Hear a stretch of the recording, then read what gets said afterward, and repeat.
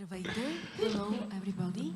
I will speak in English because our next panelist will be Bruno Lette.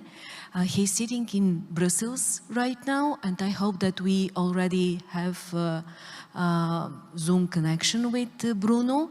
But while establishing the connection, hello, Bruno. Do you hear us? Hello. Welcome to our conference. Let me first introduce myself. My name is Irina Nedeva. I'm a journalist working with the Bulgarian National Public Radio, channel Horizon. And I have the privilege to moderate this small discussion with Bruno, and we are going to talk about defense. We're going to talk about institutions, bodies, organizations like European Union and NATO. And Bruno will help us to understand how important is the cyber security from transatlantic perspective. A few words about Bruno. Bruno is a senior fellow with one of the most important think tanks organizations working in the transatlantic perspectives, the German Marshall Fund, and he's based in Brussels. He analyzes and advises on trends in international security and defense policy. And the topic today is the deterrence and defense in cyberspace, digital world. Why it is so important, Bruno? You have up to 10 minutes for your presentation, and then we will do a short Q&A session. Welcome. Sure, and thank you very much, Irina, for a too gracious introduction. Good morning from Brussels, and I'm very delighted to be able to join you. I cannot see you, but I hope that you see me, at least. But thanks again to the organizers for inviting me. It's a pleasure to be there. And as you said, the German Marshall Fund, just a brief word. We were established 40 years ago already, a bit more, when the Second World War, post-World War Marshall Plan ended in 1972. GMF was established as a gift from the German government to strengthen transatlantic relations. So our headquarters are in Washington, but we have 7 or 8 offices in Europe. And Bulgaria and the region is obviously one of our key priorities in our work. So again, very glad to be there. To get back to your question, dear Irina, sitting in Brussels, I'd like to do what Brussels people do the best, and it's looking at the European Union and at NATO, the capital of both institutions. So yes, it is a priority. Why? Because the EU and NATO are targeted by the same cyber threats that undermine all levels of society in member states. It's threatening civil, political, economic, and military security. And what we really see happening is a vast increase in the number of cyber attacks and the emergence of cyberspace really as a new battlefield. So it leaves the European Union and NATO no choice but to strengthen their cyber resilience and to increase their coordination in that domain. So each institution individually is already doing a lot, but there's also a lot of progress in EU-NATO relations and cooperation on cybersecurity. And this is important because if Europeans, but also the transatlantic community, is to respond to the security threats of the digital age, they must work together. So actually, cybersecurity is nothing new. It has been on top of the EU and NATO agenda already for quite a while, early 2000s. But the first game changer was really in 2007, when a series of cyber attacks on Estonia forced both institutions to think more seriously about this type of threat. You may recall that Estonia was targeted by a massive cyber attack in its domain, attributed to the Russian authorities back then. But that was really a wake-up moment. And with the aftermath of Estonia in mind, in 2008, only 1 year later, NATO launched its very first cyber defense policy. And 5 years later, in 2013, the European Union followed by adopting its very first own cybersecurity strategy. And really, since then, initiatives have been piling up very quickly. There's a lot of progress, both on the NATO and the EU fronts. The initiatives have increased exponentially. But also in this climate of urgency, the EU and NATO have started to see each other as partners in the endeavor to build up cyber resilience. The most significant step here was with the signing of 2 EU-NATO joint declarations in 2016 and in 2018 that really provided a framework for the both institutions to work together. So yes, in the field of cybersecurity and defense, the few past years have brought significant change. The EU and NATO share now today many of the same priorities in cyberspace. Their policies are largely identical and their tools are becoming increasingly complementary. There's also a lot of active interaction. There's information exchange between staffs. There are common training and education courses. There are cross briefings between EU and NATO. There's also an annual high-level EU-NATO staff-to-staff dialogue. So this is all pretty commendable, but it's also all pretty new. If you just think about, let's say, 10 years ago, there was no such dialogue between EU and NATO, or very limited. So that is quite a remarkable change. So this is the good picture. This is the pretty picture. So although there's a strong political support, but there's still some obstacles and some problems, of course, as well.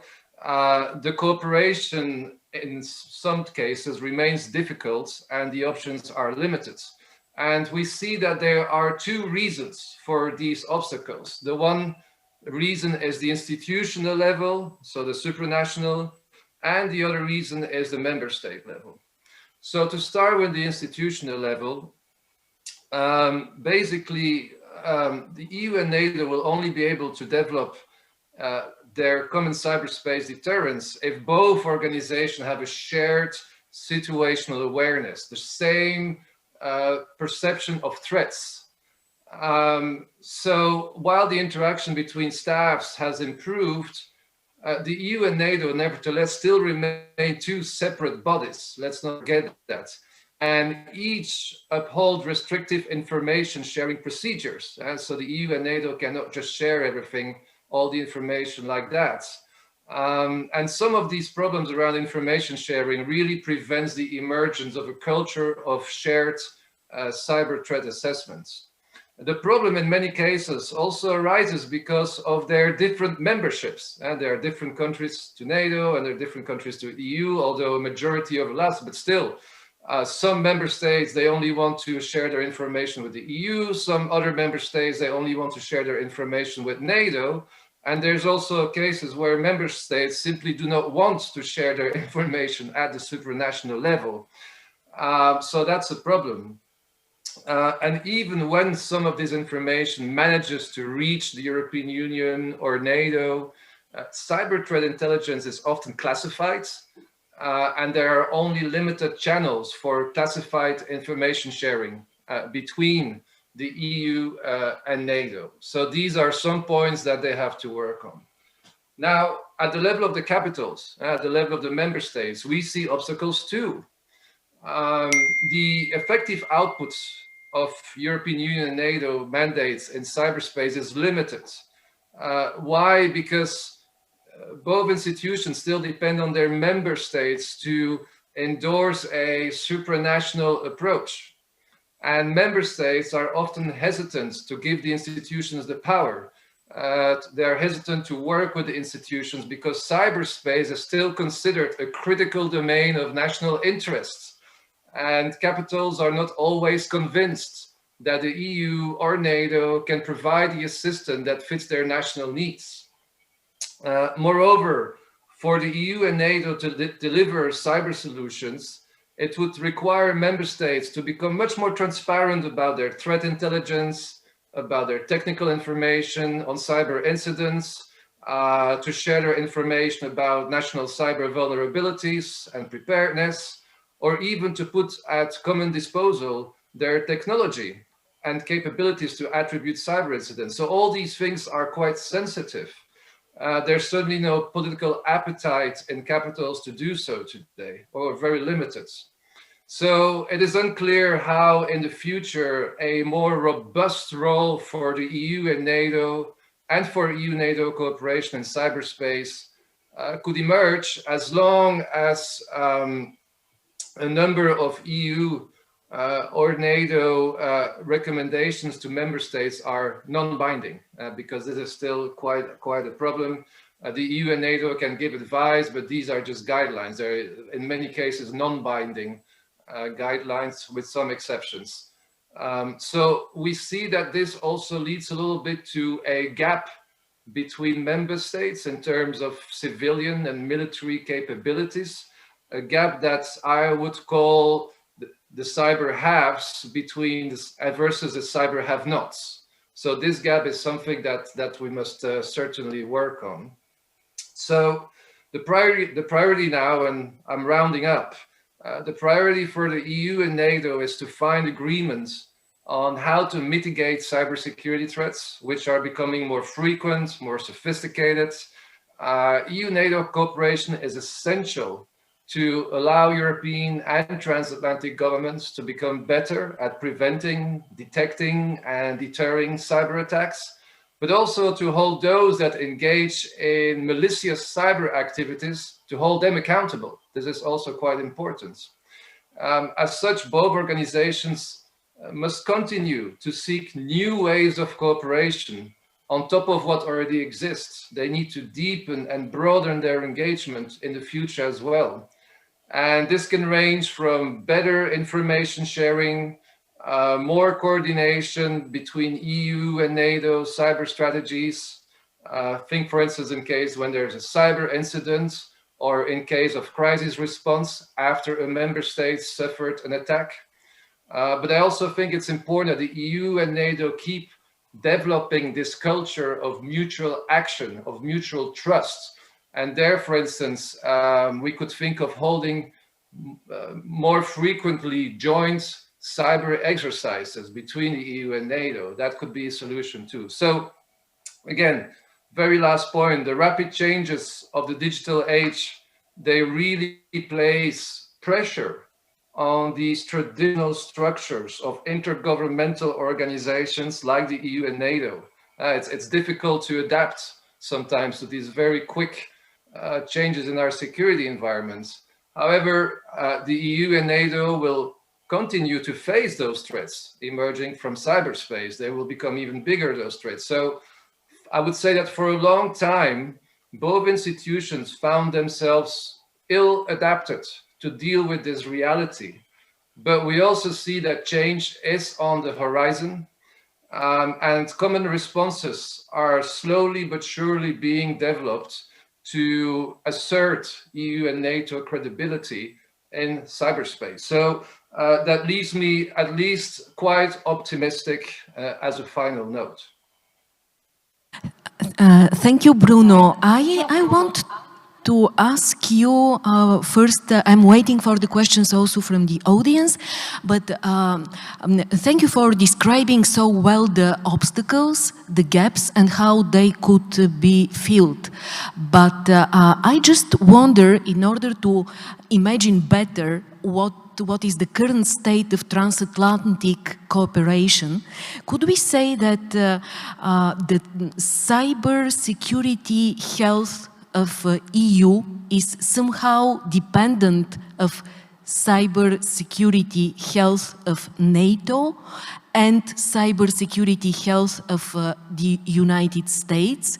Because we didn't spoke a lot about United States itself, but it was initially a very important, the genuine idea of transatlantic cooperation, cooperation between the United States and Europe, Germany at the beginning.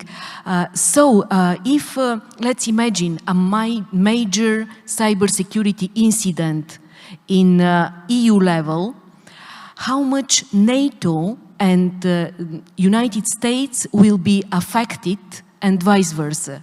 What do you think? Well, yeah, I mean, this is a very good question. And obviously, just, to start, anything the EU and NATO can only do what the member states allow the EU and NATO to do. Let's not forget that. So we often point the finger at the EU and NATO are not doing enough, but that's because, the member states describe what the EU and NATO can do. So that's an important point to start with.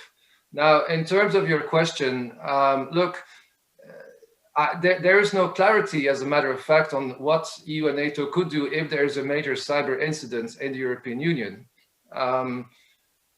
This is really a question whether or not such attack would be seen as a major act of aggression.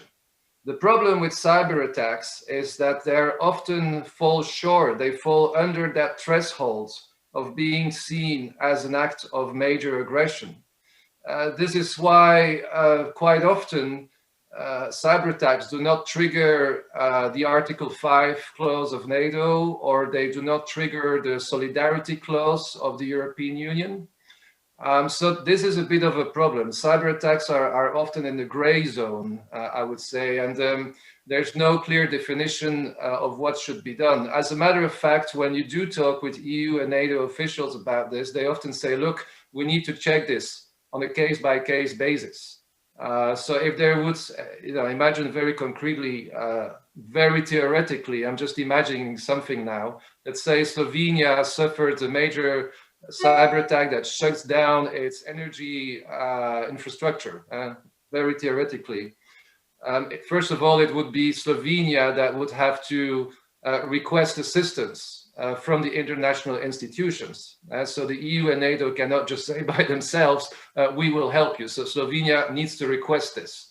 So that would mean at NATO level that the North Atlantic Council would come together. This is the gathering of NATO ambassadors of all member states. And in that meeting, probably they would decide what to do. The problem, of course, with cyber attacks is it's very hard to identify who's behind it.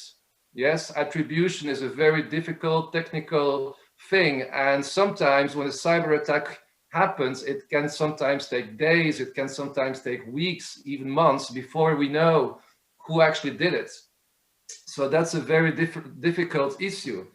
But when you ask about cyber health, all the things I just described now, as a matter of fact, the EU and NATO are actively looking into it.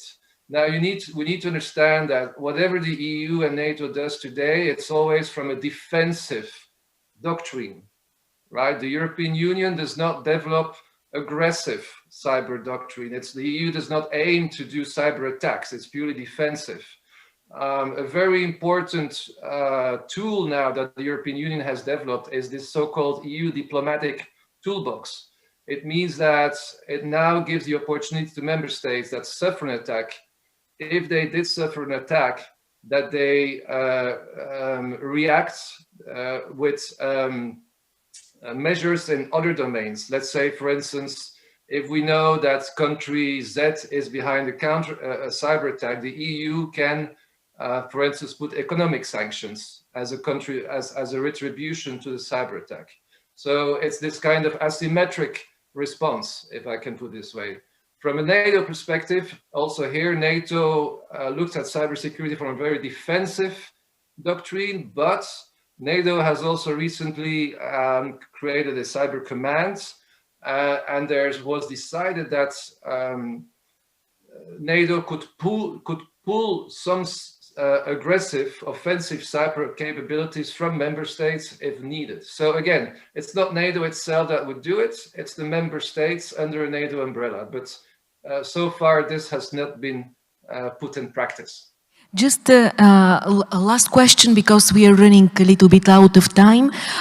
If I ask you to name, just to name the cybersecurity risks, where do they come from?